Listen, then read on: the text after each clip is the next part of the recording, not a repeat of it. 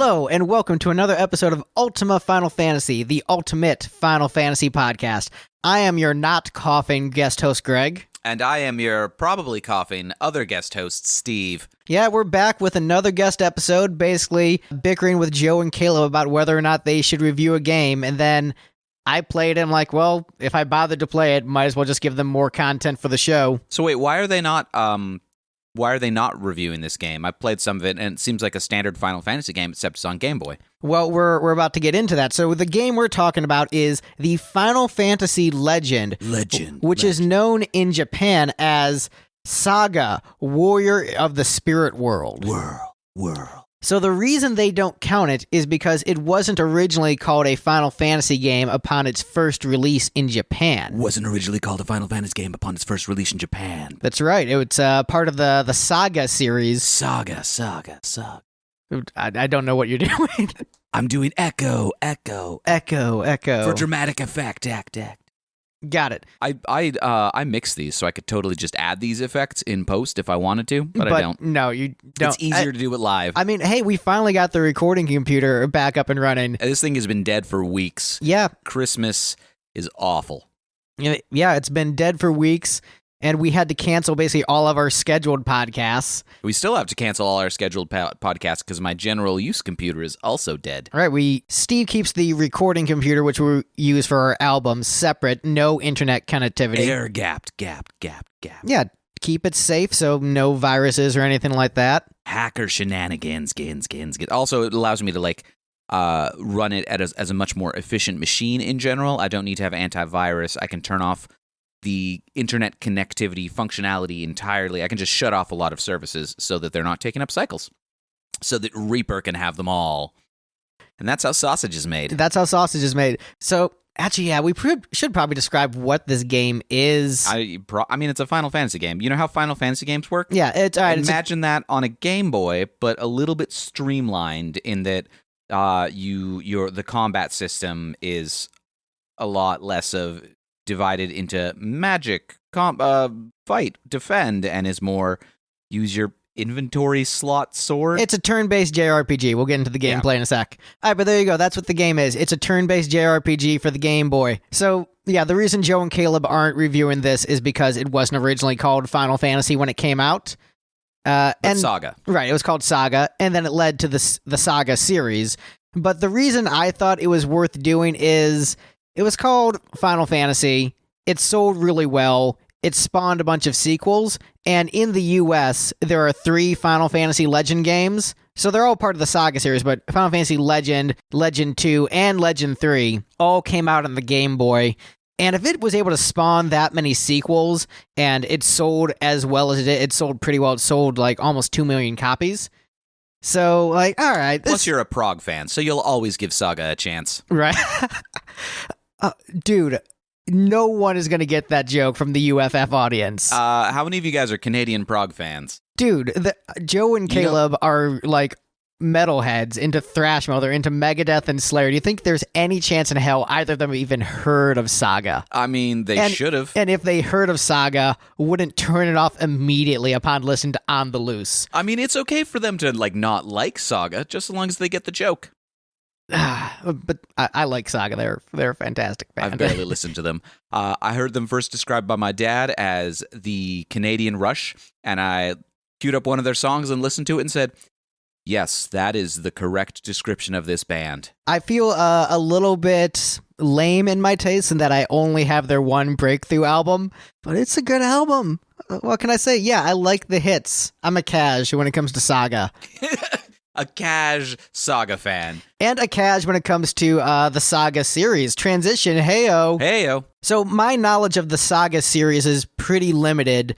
I know there were a couple Saga games on the Super Nintendo, and the thing about the Saga series that I think also makes it worthy of talking on UFF, the first game had the same composer as the Final Fantasy series. The director of this game was one of the guys who worked on Final Fantasy II, and it continues the legacy of FF2 and some of the gameplay mechanics, which we'll talk about. And hey, you actually played a bit of a Final Fantasy II game. Oh, I totally did. So there's the Final Fantasy II connection, but the games on the Super Nintendo and these Game Boy games straight up use like the same sprite templates for the player characters. So if you look at the sprites from the Saga games, they're the exact same shape and proportions as the Final Fantasy 4 and 5 sprites. So basically they just like copied their sprite sheets and then just like changed them in Paint. So wait, was this game released on Super Nintendo? Because we played it on Game Boy. So this is on Game Boy, and then the Saga series continued on to Super Nintendo eventually. And those straight up just look like Final Fantasies of the era. They're using the same sprites.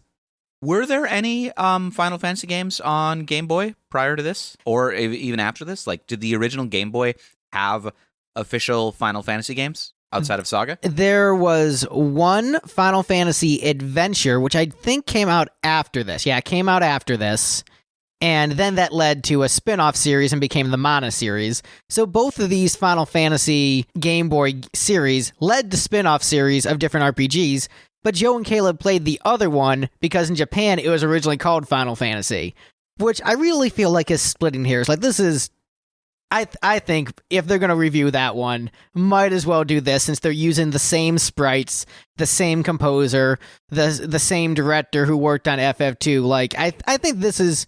If you're bothering to go through the whole series to claim you did it all, might as well do it. But I understand, hey, it's our hard cutoff. It wasn't called Final Fantasy in Japan. But hey, two sequels, selling well, spin-off series, using the same damn sprites. I think it's, hey, close enough for rock and roll. So were the sequels called Saga on original release in Japan, or did they... After the success of the first game, did they get the Final Fantasy Legends? They were all called Saga upon original release in Japan. Okay. But, the fact that, like, there's a trilogy of games. Like, if this was just, like, one game didn't sell well in the US and then led to the Saga series, I could see it more. But there's a whole damn Game Boy trilogy of games. And if you wanted to play Final Fantasy handheld, that was the closest you had back in the day.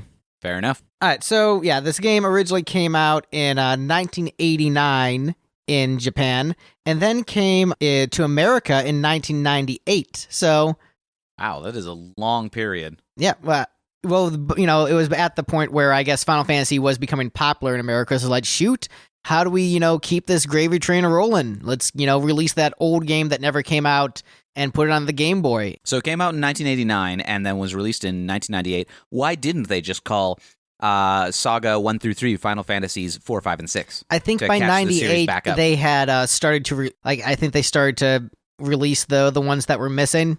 Honestly, the main reason I played it was to just add it to my own Final Fantasy completionist list, because I realized I played so many of these damn games and I had access to it. So I'm like, you know what? Might as well add another one onto the list. The goal is to have played more Final Fantasy games than the people who have a podcast about it. I mean, that involves me playing the online ones, and those are just slogs that are just there to suck out your money. Like, yes, grind for 4 months in order to get past this part. Or perhaps pay us $5? Yeah, I think they have that in 14 now, where you can just like pay $20 to make your character not be a piece of shit. Oh wow, that's evil. Yeah. So, which Final Fantasy game do you fight Square Enix in? I guess FF7. That's the one where they fight an evil corporation, right? I mean, speaking of games where you fight the creator of the game, right? I guess that's a good segue. Well, I guess segue way. According to my list, the next topic is development history. That was not a good segue then. I was segueing into plot. Yeah, well, we'll get to the plot a bit later.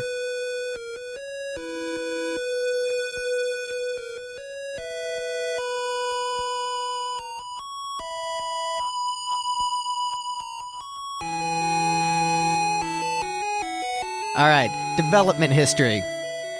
So apparently, the Final Fantasy Legend was conceived by Nobuyuki Hoshino and developed under director Akitoshi Kawazu 2 years after the first Final Fantasy was released. So basically, from the notes I've read, they noticed that, like, hey, Tetris is selling a ton of copies on Game Boy. We should have a handheld game. And I guess Kawazu was one of the main guys on FF2, and he really liked the leveling system of leveling individual stats and not having character levels. So instead of leveling up and reaching level 20, you just regain more strength, more agility, more health based upon character actions. So he continued what he started in FF2 and changed it a little bit for this new series. For people who really love Final Fantasy II and that really hated leveling system that nobody likes, congratulations. Here's a game for you. Here's 3 games for you. Here's an entire series for you. But we're only talking about one of them, sort of. Right, because I played all 3 of them. They seem pretty much the same from what I played. I've only played little bits of the second and third one. But, yeah, all right. That's about as much development history as I feel like getting into. All right, let's move on to story.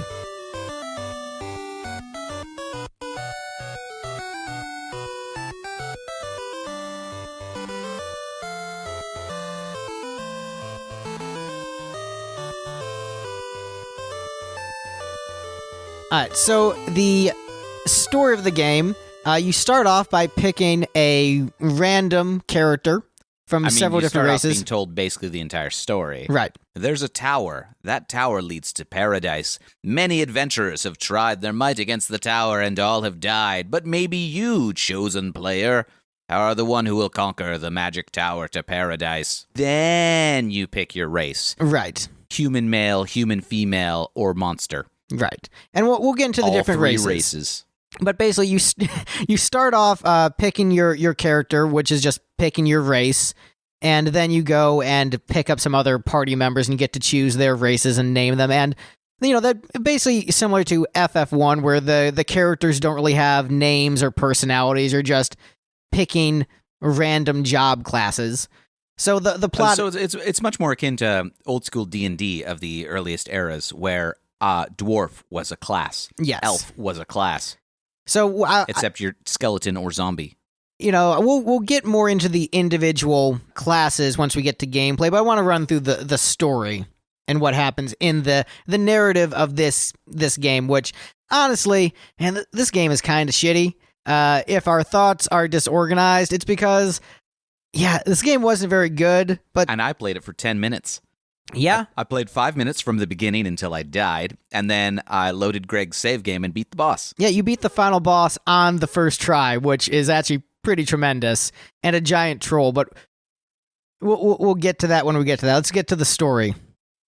All right, so I'm gonna read this story, and then I'll trust you to bring in snarky jokes. Oh, I've got jokes. All right. Standing in front of the tower, the hero and party learn they cannot climb it to paradise without first unsealing its base door. Got to get those red, blue, and yellow keys. That's right.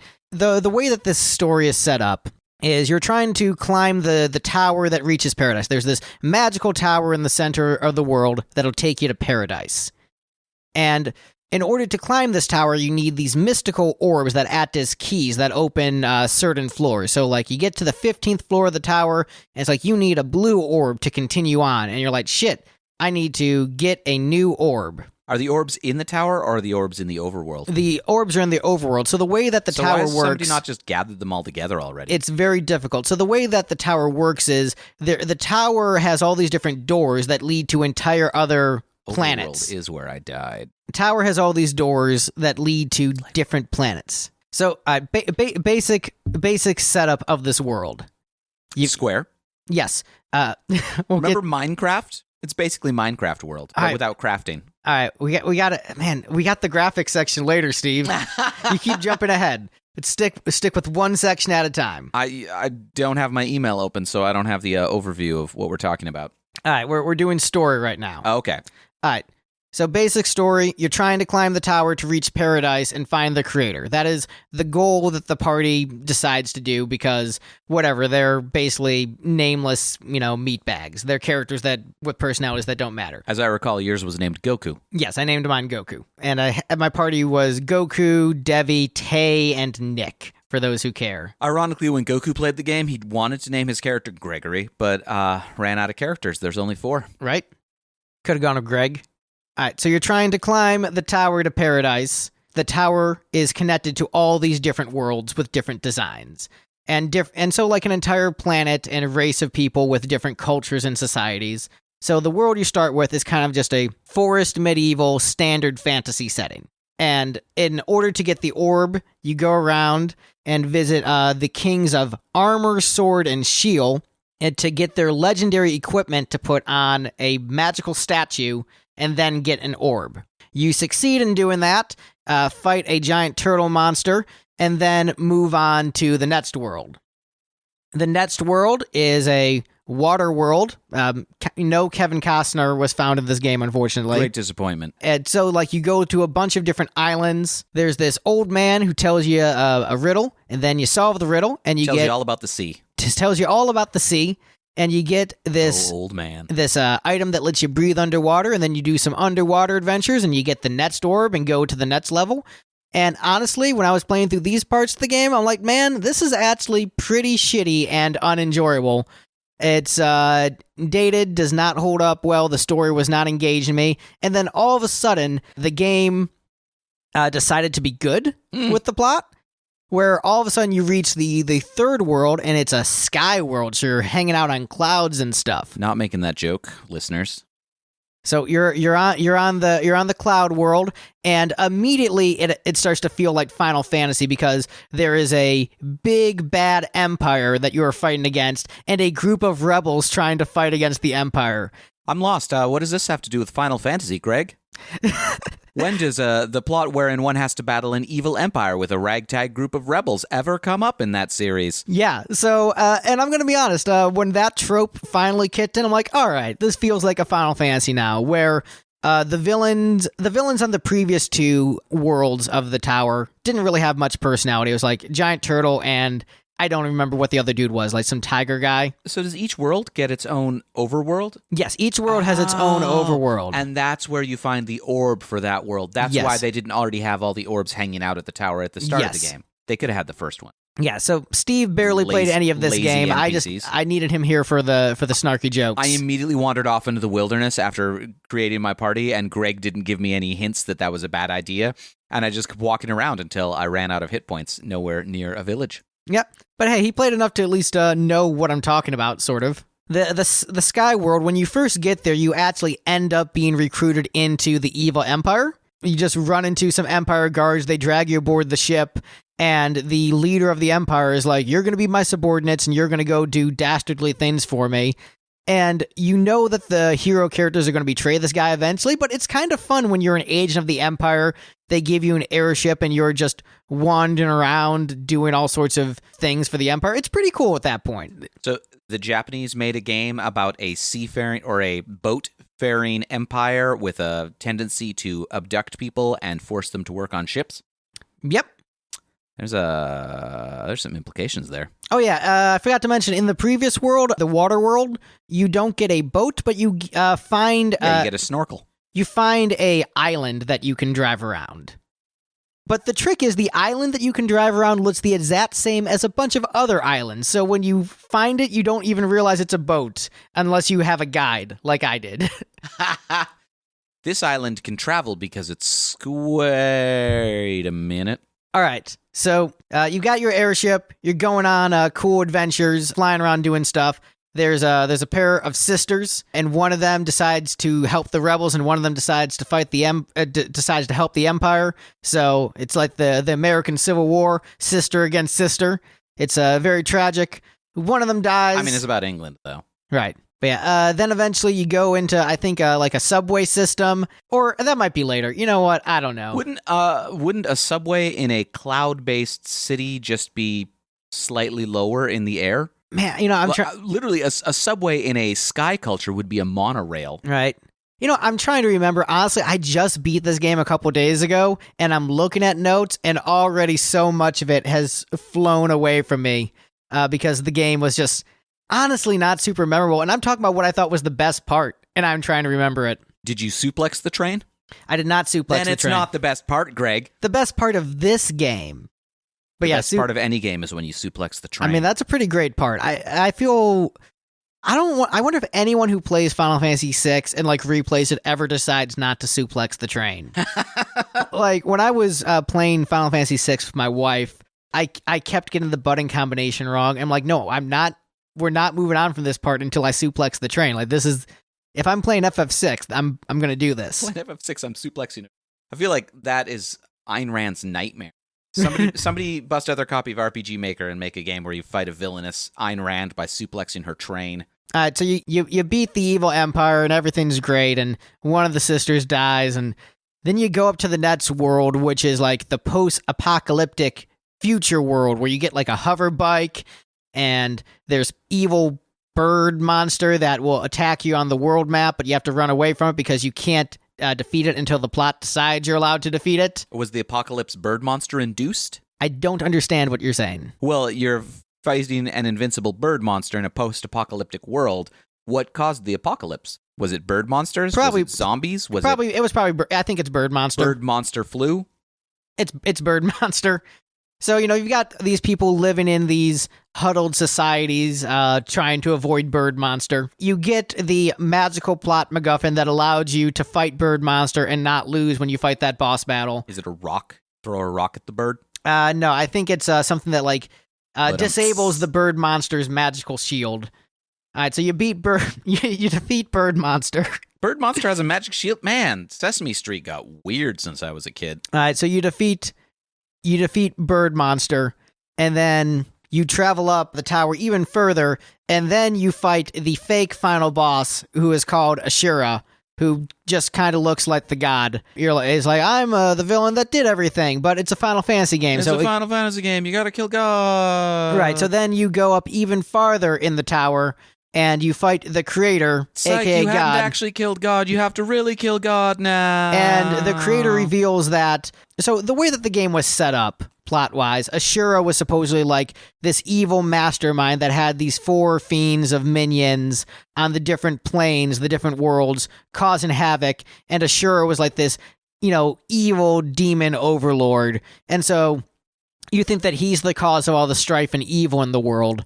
But then you get to the creator, who is this just dude in a pinstripe suit you've seen randomly hanging out throughout the game. And it's like, yes, I created Ashura because I was bored and felt like some entertainment and wanted to see if there were any brave heroes who could defeat Ashura. And of course, the heroes are like, well, why did you create all this suffering just because you were bored? That's terrible. We're going to kill you, God. And that is their answer to the question of theodicy. Right? How can an all-knowing, all-powerful, all-good God allow suffering in the world? He's super bored, you guys. Which, honestly, is a pretty decent philosophical opinion. That is a completely valid stance to take. But by the time you get there, you don't care. And then you beat God, and then they have the ability to climb the tower even further and enter paradise and go through the final door. And then they decide, you know what? All these hours we spent traveling to these different worlds, and we could finally go to the perfect paradise, the ultimate world.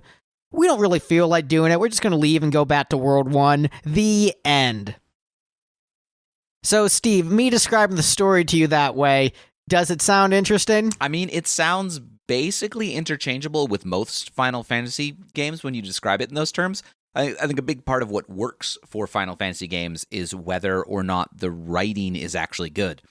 I mean, as with almost any narrative, a man goes on a journey is a boring story, but if you have really compelling writing around it, then it's interesting. Yeah, I think the core concept of this, tower connecting to a bunch of different worlds, and at the top is paradise, that's an interesting concept.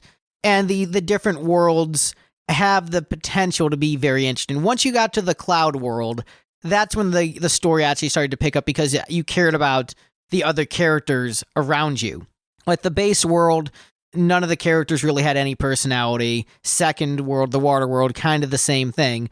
Once you got to the cloud world and then the robot future world, there started to be NPCs with names, personalities. You cared about them a little bit. You cared about their struggles because of, I guess, the fact that those worlds were so oppressed made them more interesting than the worlds where they just, they seemed kind of shitty, but they didn't seem overtly oppressed.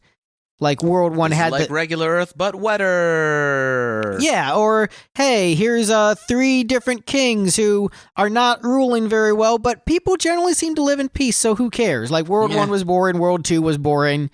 World 3 was, I think, really interesting in comparison. And World 4 was fine. Like, they were both enjoyable. It had robots, right? Yeah, it had robots, hover bikes. And apparently there's some remakes of the game. We played the original version, but I guess there's some like WonderSwan color remakes. So maybe with, some additional characterization and stuff, it'd be a bit more interesting. I think the core is fine, but the story as experienced, it wasn't super great. The highlight for me was definitely World 3 with fighting the evil empire because it felt like Final Fantasy. You had sprites that looked like Final Fantasy characters. You had Nobuo Uematsu's music, who did the music for this game. He's the main Final Fantasy composer for the first 10 games. So hearing his music and fighting an evil empire, it felt like Final Fantasy then, and then the rest of it felt just kind of bad. So the story didn't work for me overall. I just saw you go on an adventure and then kill God, so didn't seem super compelling of a story, but I also skipped all the middle bits. Right. Basically, I had Steve play a little bit of it so he could just... I'm a terrible co-host. Here, Steve, play this game you've never played for 15 minutes. Okay, I am ready to talk as if I were an expert. Basically, what I want to do is describe, with these episodes where you haven't played the game, describe it to you and then see whether or not you find any of it compelling. Like, would you be interested in playing the game? Look, my favorite game is Dwarf Fortress, which doesn't even have a story per se. All right, well, I think it has the story you project onto it. I think we're ready to move on to gameplay. All right.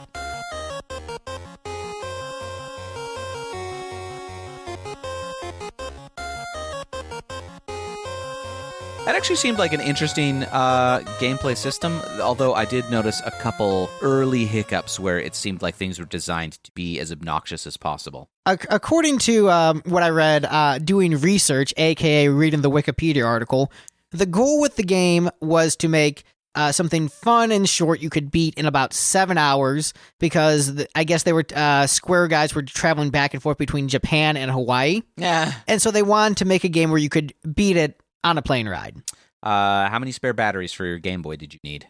That's a good question. So, but they said their goal was to make it very interesting to play, so they made a really high encounter rate so that even if you're only playing for a couple minutes, you got to get in a couple battles. So, general gameplay, you start the game, you pick one single character to be your main character. And that character, you're choosing the race and gender of that character. Well, gender if you're a human or a mutant. Right. So you've got the option of human, mutant, or monster, and there's a couple different monster races. So you pick that character, and that character has higher stats than your other characters. So that's going to be a character who's just got a little bit of an edge over the other characters you pick. Then you go to a guild, and you can add 3 additional party members, get a traditional Final Fantasy 4-person cast, and just the same as that first character, you get to pick human male or female, mutant male or female, or monster of different races. And if you pick, let's say, another human, it's going to be a little bit weaker than your first one. And there are these guilds throughout the game, and if your characters die, which permadeath is a thing in this game, if your character dies, like gets knocked out enough times, your character can permanently die unless you had certain items. So with permadeath, you will then go to the guild and trade out your dead character for a new character. So you can do that. I've got this dead person here. Can I swap him out for a live one? Yeah. So basically, the way I played the game is I just kind of ensured that no one in my party got knocked out. I started the party with a couple humans and a couple monsters. And the monsters are really strong early game, but they don't level up super well. And so I let them die and then traded them in for some humans who I was able to make stronger through items. Because the way the game works is mutants and monsters will level up naturally. Or rather, mutants will level up through combat. Humans you'll have to give drugs to level up. And by drugs, I mean items. So items that will be like HP up, strength up, agility up. So you Take this magic potion to be stronger. Yeah, so you can grind and grind forever. Your humans won't get stronger unless you give them better armor, better equipment, and give them those magic items that just make them stronger. So that'll be what how you level up the humans. Mutants will just level up through battles. And then monsters, there is what they call the meat system, where you kill a monster, And then sometimes there'll be the meat of the monster, and your monsters can eat that meat and transform into a different, more powerful monster throughout the game. But sometimes you'll eat the meat of a monster and turn into a weaker monster, which is super obnoxious. That does sound pretty annoying. So I guess the monsters are apparently really powerful if you know how to play it right. I didn't feel like doing it that way. I'm just like, whatever, I'm going to have 3 humans and 1 mutant. Mutants are really good for magic. The big annoyance with mutants versus humans is, so the way that the game works is you have like 10 item slots on each character, and you can put like, swords, shields, healing items, whatever, your equipment, and you can choose what you're putting on the characters. But with mutants, their skills are just randomly chosen by the game, so you might have really useful spells that mutant is using, and then it'll just be, hey, here's a different shitty spell, you have to use this now. And so you can manually Wait, they randomly change? Yes, they randomly change as the mutant levels up. Oh, that's kind of annoying.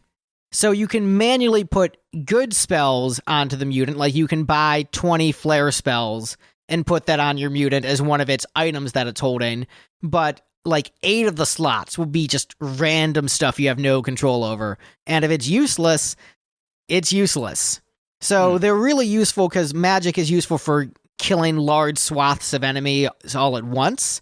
So you kind of want some magic users, but yeah, the chaos and randomness and just dealing with whatever shitty spells you have to deal with, just it's a bad system.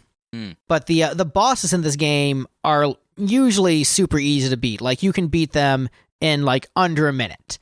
And then the final boss is just way harder than the rest. Took me like 10, 15 tries, readjusting all my different item setups. And then when Steve played my save file, he beat the final boss first try. Right. Which, admittedly might have been because I gave him a really good setup. It's possible, but I take great pride in ruining other people's Magic the Gathering decks, so I don't know. In this game, which I think continues in later Saga series, each item, so it's not like in a Final Fantasy game where you can just attack forever with the same item. You buy a sword, and it'll say, like, sword 50 next to it, which means you have 50 uses of that sword before it becomes unusable and you just don't have a sword anymore. Or 50 uses of the shield. So if you want to defend with the shield, you have to use up one of your shield slots. And so the way you have to play the game is you're continually buying new weapons because they continually get used up over the course of battles. And same with spells. So your spells can become depleted after you, so you just have to keep buying new equipment. Am I explaining that in a way that's coherent? Yeah, I mean, I get it, but that's because I played the game. It's just like, instead of actual items, your characters have a whole bunch of magic scrolls of spellcasting, whether those spells are Fireball or Sword. Right. I cast Sword. I cast Sword. I have 50 more casts of Sword I can use. Oh no, Sword is gone. And there are some items that are just fun. Like one of the items you can get is Nuclear Bomb, and that just does a crazy amount of damage. So we're sure the N is for nuclear in Yes. the N bomb. Yes. We are both very white, Steve. Do you want to play this game? I mean, I'm just saying. I just wanted to make sure that the thing that I killed God with in the end of the game was an actual explosion and not me shouting racial slurs at him. Yes, that was an actual explosion. Okay, I feel a lot better about this game overall. The best weapon that had more than one use was probably the glass sword. That did a pretty decent amount of damage. Excalibur and Masamune were also items you could use. There's a lot of stuff that are fans of the Final Fantasy series will notice as familiar things, like the flare spell. Just a lot of things felt very Final Fantasy-esque. The same legendary weapons you see in every fantasy game. Right, those same legendary weapons. And the sprites, they look like the FF1 sprites, but, on a black and white Game Boy. And actually, that's probably a good point to move into graphics, unless you have more to say about the gameplay. I mean, I already even said all I have to say about graphics, too, so... Oh, well, we didn't really explain what you said about graphics. So let's move into graphics and music.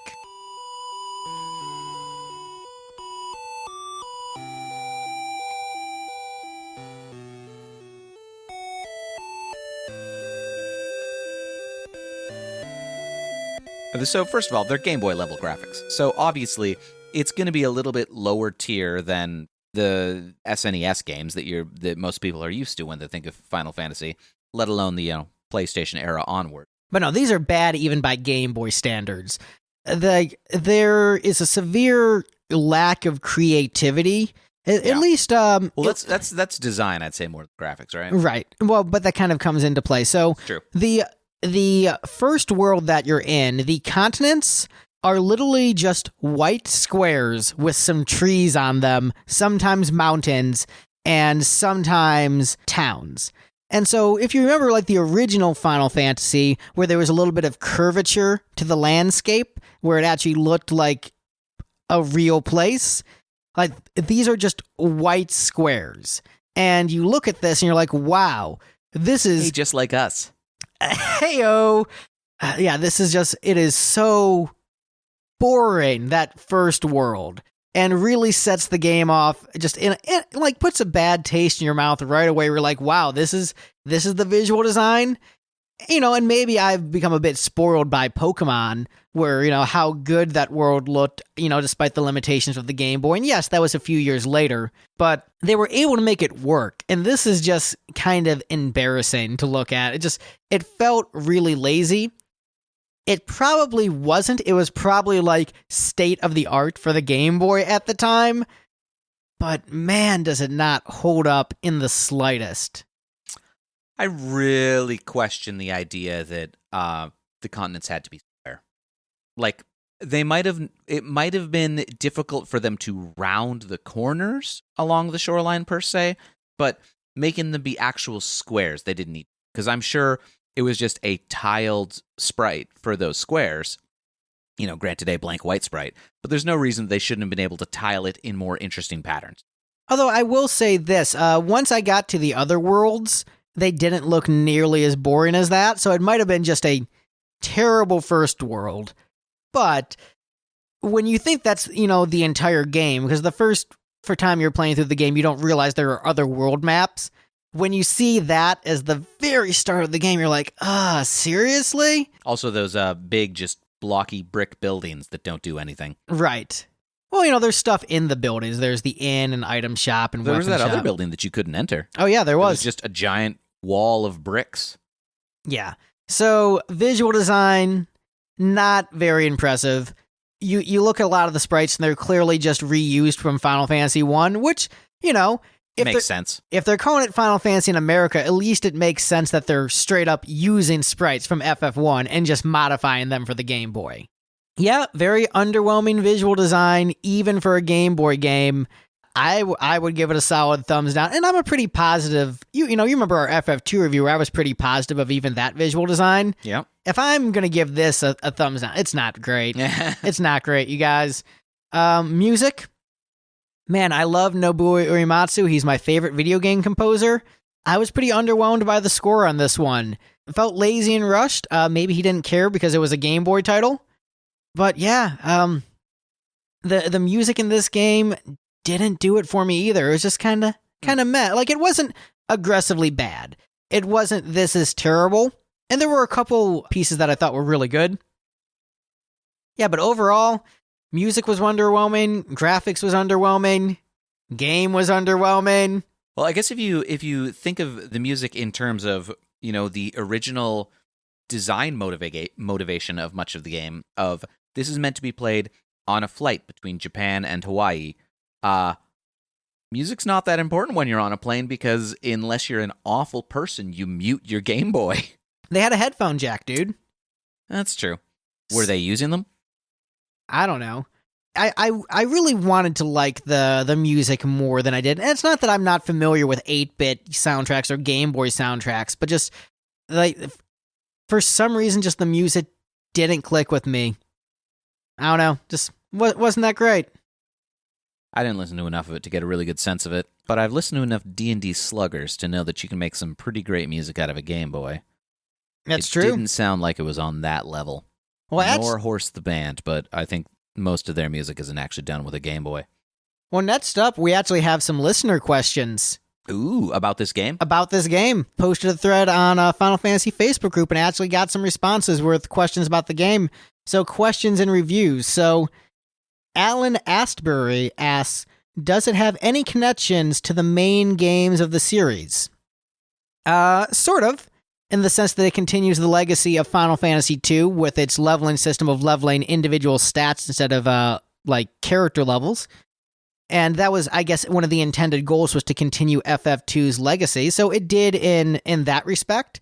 The fact that it straight up reuses the sprites from Final Fantasy 1 and just modifies them for the Game Boy.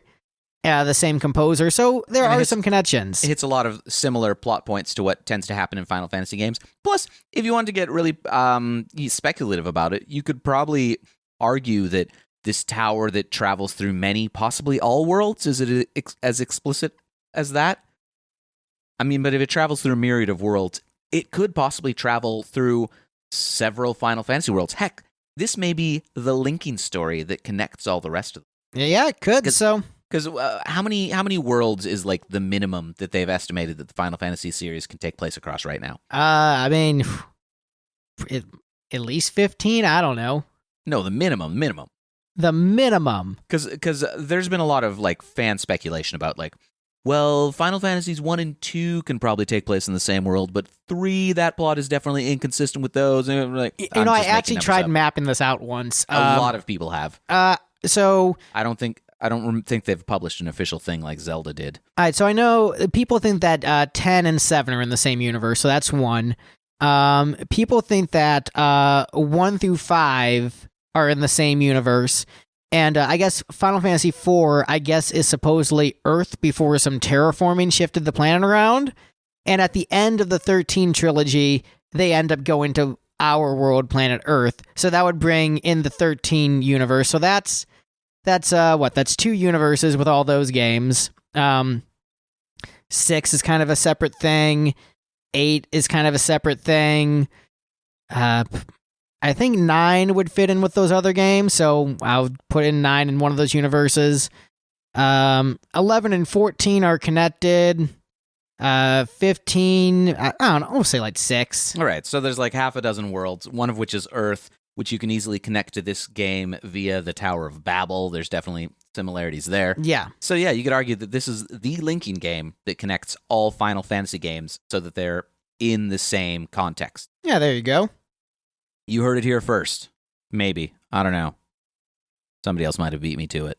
All right. Let's see. We've got a review from Matthew Beloff. One of the greatest games of my childhood. I can draw the entire game's map of all floors from memory. Yeah, the map design is super obnoxious in this game. These dungeons were not fun to explore. This game kind of sucked. But Sorry. you know, I'm still glad I played it. Just because there were things of worth. Like once I got to the Cloud World, I'd say that was worth the experience because that was pretty fun. And yeah, you know, some of the music was okay. I'm still glad I played it. I didn't rage quit it. You didn't flip the Game Boy? All right, let's see. We've got someone saying, we've got Ryan Boroff saying he played this and the other 2 Legend games when he was a kid. He always got stuck towards the end of the game when you enter the mutant world and the bird, evil bird that's impossible to kill. So, yeah. Somebody didn't have game facts as a child. Someone didn't know to run away where the creator appears, you know, throughout the game as mentioned. Yep. He tells you run away from the bird guy, otherwise you will die. Like, straight up tells you before you enter that world. It rhymes, so you know it's true. Right. Run away from the bird guy, otherwise you will die. But, yeah, that's all the reviews and questions. You know, not that many, but... That's all 2 people who played the game and 1 other additional person who was curious about it. But, yeah, are you ready to move into the discussion of the legacy of this game? Okay, sure. This game that I had never heard of prior to today.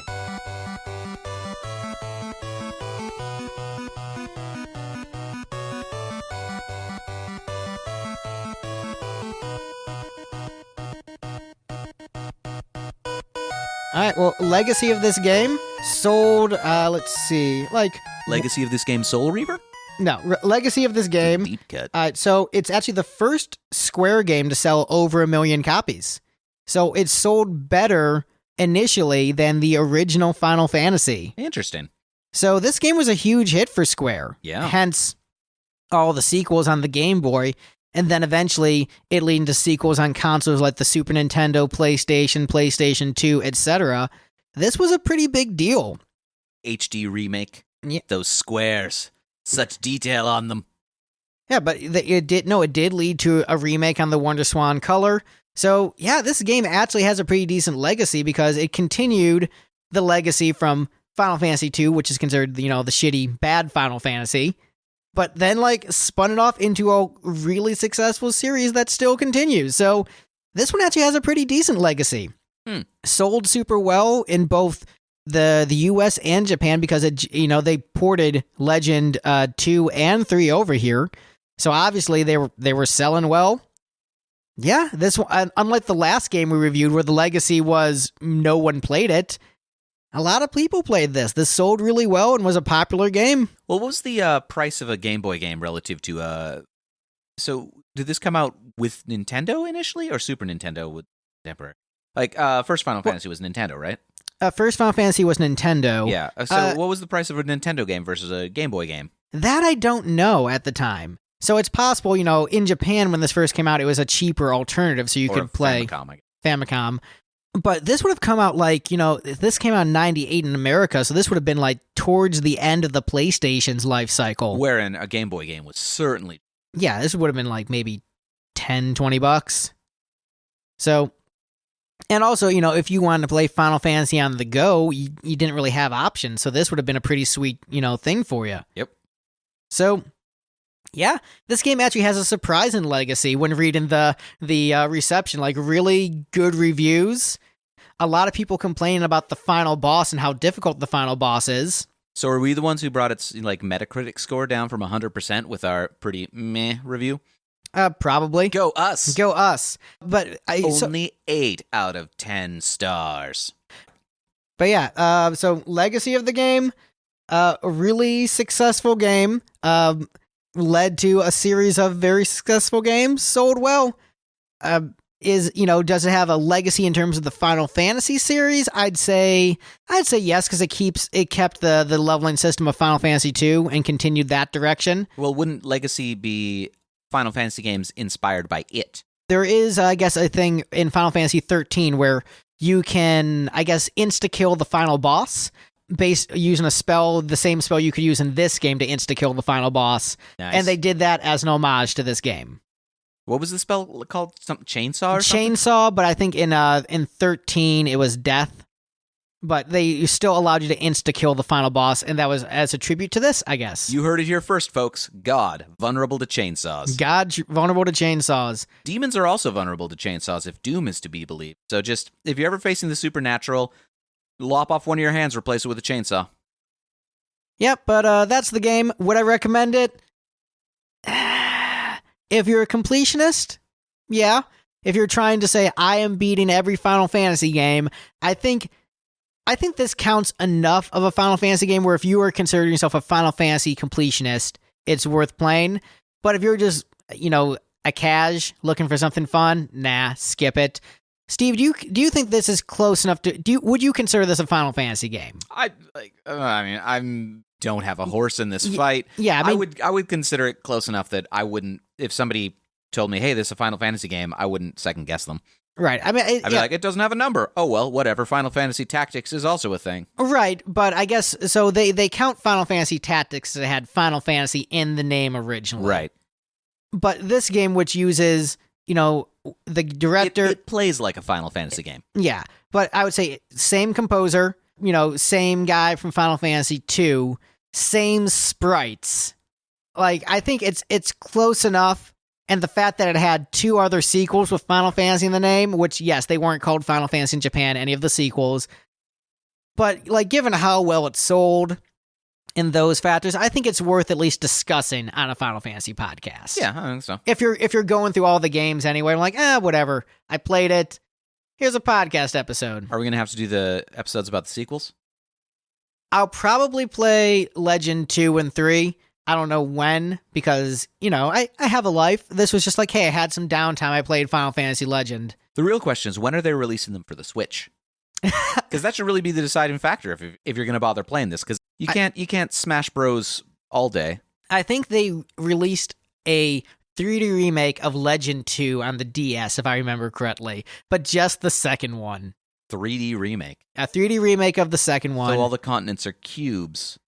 Hey, maybe they improved map design. I am kind of interested in seeing the improvement of the series, so I'll probably play the next 2, and then maybe the first Saga game. Final Fantasy Legend 3 Hypercube. Yeah, that was number 2. I'll probably check them out. I don't remember what the third one was called. Yeah, it'll be interesting to rank them against each other. I'm pretty sure this will have to be at the bottom of the list. Sort of the same way where like Final Fantasy 1, like yeah, it doesn't hold up super well when you just play it. And this one, yeah, skip it. You know what, Joe and Caleb, you made a good choice in skipping it. Yes, you should have played it for your show because I think it's close enough that it counts. But is it actually fun? No, like if you're just wanting to enjoy life, in general, skip this game. Although if you're going for a Final Fantasy completionist thing, the game that you can beat in 7 hours, probably an easy notch to add. Yeah, I mean, that's the main reason I played it, because I'm like, man, because I'm in this like Final Fantasy momentum stage in my life where I'm knocking these games out. So I'm like, shoot, yeah, might as well, if I can easily play this game in a short amount of time, just play it on my lunch break. Hey, might as well. But yeah, that is our episode. Steve, where can people find us on the internet? We are a band called Lipstick. You can find us at lipstickgeneration.com and by searching Lipstick Generation on most platforms except Instagram. Not that we have anything against Instagram, we just don't. Right. Or honestly, TikTok or Snapchat. We're old, you know. I have an Instagram. I never use it. Apparently, I too have an Instagram that I never use. So and a Snapchat that I never use. Marty Friedman from Megadeth decided to follow me on Instagram. Nice. Which is relevant for UFF listeners, and it's funny because I didn't follow him first. Just like I got a notification like Marty Friedman is following you. I'm like, why? Final Fantasy is always 2020. Maybe he really likes The Flash and wants to cover it. It's like, yeah, this is the guy who did The Flash. That's a cool thrash song. That sounds about reasonable. Yeah. Hey, I'll take it. Find us, Lipstick Generation. Yep. All right, that's our show. Bye, Internet. Bye.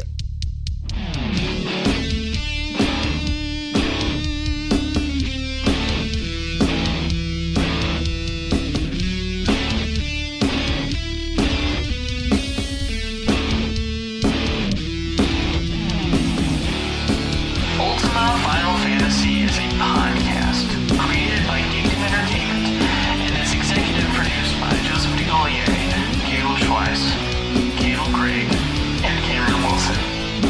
Find out more at geekdomentertainment.com.